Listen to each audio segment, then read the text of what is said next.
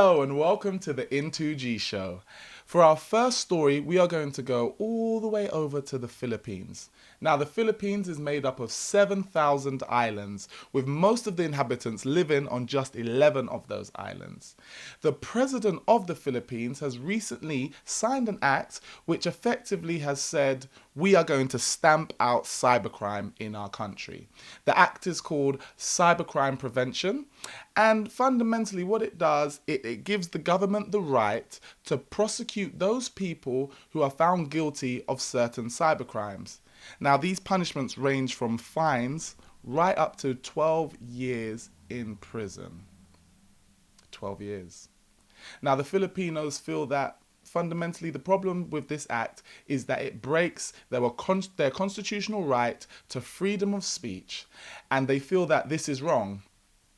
According to the US-based Human Rights Watch, they feel that the Filipino government are indeed breaking the rights of the Filipino people, and they feel that the government in the Philippines are also transgressing their responsibilities under international law. The case is still continued, but the law is signed. And so the Filipino people have signed 8 petitions. They are protesting against this in a myriad of ways. Some Filipinos have decided to change their Facebook picture to just a blank screen. Others have decided to actually hack into government websites and to cause a nuisance that way. What do you think? Is this right? Is this fair? The idea behind the law is that the Filipino government wants to stamp out cybersex, wants to stamp out child pornography, and all manner of other problems that are occurring through the use of the internet. So the question I want to ask you is it ever right to curtail some of our human rights, namely the freedom of speech, in an effort to protect those that are vulnerable? Would you give up any of your human rights in order to possibly stop a number of other crimes taking place? Maybe another question that you want to consider is there actually a direct correlation between the use of the internet and crime and the government's ability to prevent some of these crimes? Or do you feel that this is just another way for the government to be able to control people, to stifle people?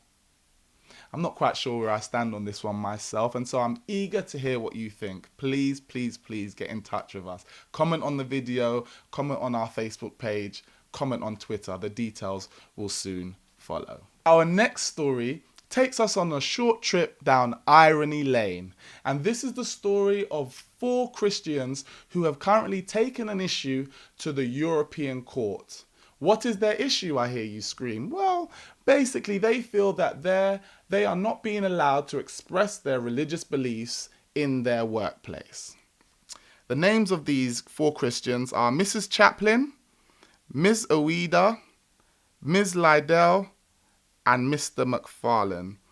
Now, Mrs. Chaplin was disciplined and actually moved from frontline duties to a desk job as a nurse because she was wearing a small cross.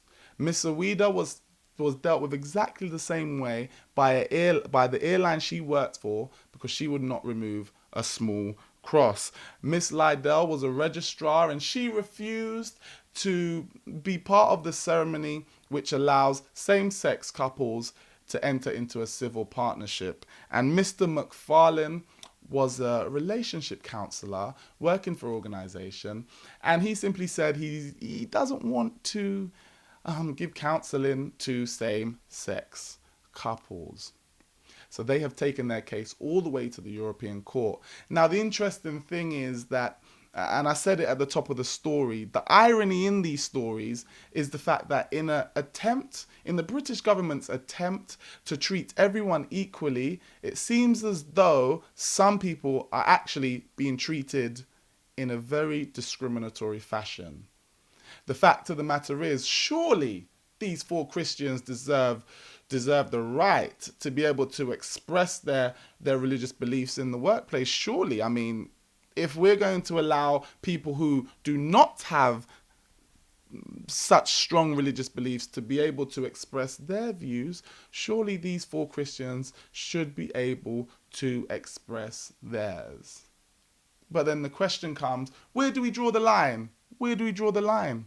I mean, would you quit your job if you felt that somewhere along the line your religious beliefs were coming into conflict with the rules of the organization? I mean, let's say you're a Christian who doesn't drink alcohol.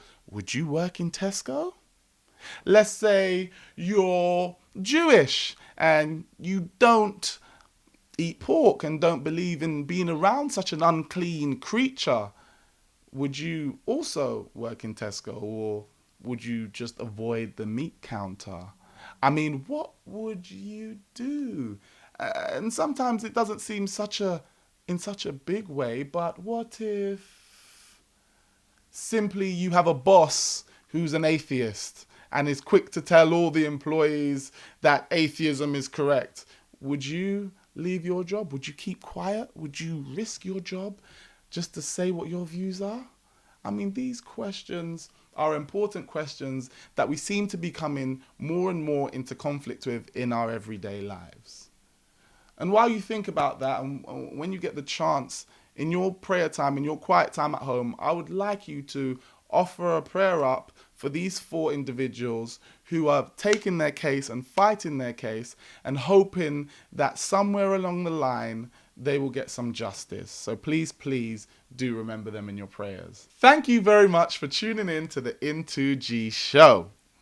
Before you leave, I want to let you know about a small segment that we will soon be introducing to the show, which will be an opportunity for you to say thank you, to give a shout out, or to big up someone in your life who recently has made an impact in a small way or a big way.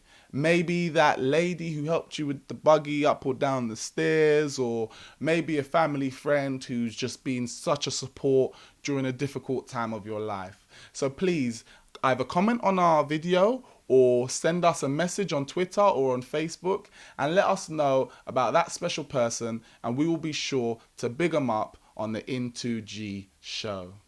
I want to kick us off in this section with a massive thank you very, very much to a special individual, you know who you are, who gave us a donation which is really going to help us to expand our ministry and to really push IN2G into new territories and possibly buy me a new... No, I'm joking. Thank you so much for your support. We really do appreciate it. We've reached the end of the IN2G show. Sad times, I know. But don't worry, we will be back very, very shortly.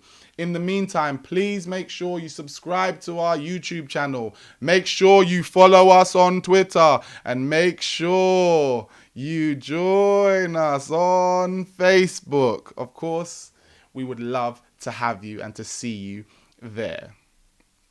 I'm Luke White, encouraging you to live a better life.